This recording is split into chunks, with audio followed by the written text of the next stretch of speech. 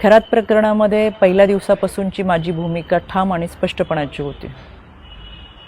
खरातच्या कोणत्याही आर्थिक व्यवहाराशी, जमिनीमधल्या पार्टनरशिपशी दुरान्वये माझा संबंध नव्हता। मी कधी कोणत्या महिलेला खरातकडे घेऊन गेले नाही, ना माझा आक्षेपार्ह फोटो व्हिडिओ होता।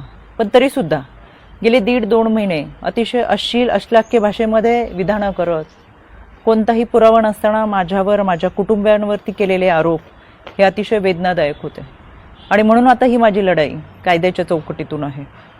इतरांप्रमाणे माझ्या कुटुंबियांनी खरातला गुरु मानलं होतं आणि म्हणून जो पाद्यपूजेचा व्हिडिओ होता तो अतिशय जुना व्हिडिओ होता। त्यावेळेस मी आयोगाचे अध्यक्षही नव्हते, पण तरीसुद्धा खरात प्रकरणाचा तपास हा पारदर्शकपणे व्हावा यासाठी मी राज्य महिला आयोगाच्या अध्यक्षपदाचा आणि प्रदेशाध्यक्षपदाच्या अशा दोन्ही पदांचा राजीनामा दिला।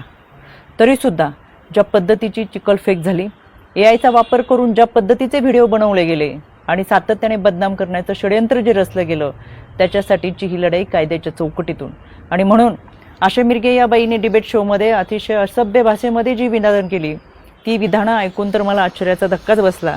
आणि म्हणून मी 4 एप्रिलला पहिली नोटीस ही आशा मिरगेला पाठवली होती। कायद्यापासून पळ काढताना स्वतःचा बचाव करण्यासाठी या बाईने ही नोटीस स्वीकारली नाही, म्हणून पोस्ट ऑफिसच्या माध्यमातून 2दा ही नोटीस परत घरी पाठवली। एकूण 3 वेळा नोटीस पाठवली गेली, पण ही नोटीस या बाईने स्वीकारली नाही। अनक्लेम म्हणून ही नोटीस परत आली आणि म्हणून मला माझगाव कोर्टातून फौजदारी फिर्याद दाखल करावी लागली। माननीय न्यायालयाने याची दखल घेऊन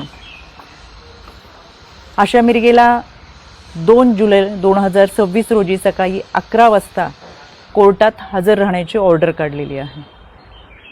त्यावेळेस मी देखील हजर असेलच, कारण की हा लढा आता स्त्रीत्वाच्या सन्मानाचा आहे। यामध्ये आशा मिरगेप्रमाणेच इतर काही महिलांनी देखील कोणताही पुरावा नसताना अतिशय बेताल विधानं केली, सातत्याने बदनाम करण्याचा प्रयत्न केला, आरोप केले।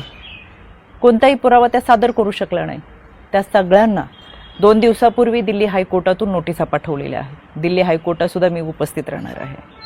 हा लढा स्त्रीत्वाच्या सन्मानाचा, इथून पुढे कोणत्याही महिलेच्या चारित्र्यावरती शिंतोडे उडवले जाऊ नयेत यासाठी हा लढा आहे। आणि म्हणून खऱ्या अर्थानं हा महाराष्ट्र छत्रपती शिवरायांच्या विचारांचा महाराष्ट्र, जिजाऊ सावित्री अहिल्या रमाई भीमाईचा महाराष्ट्र।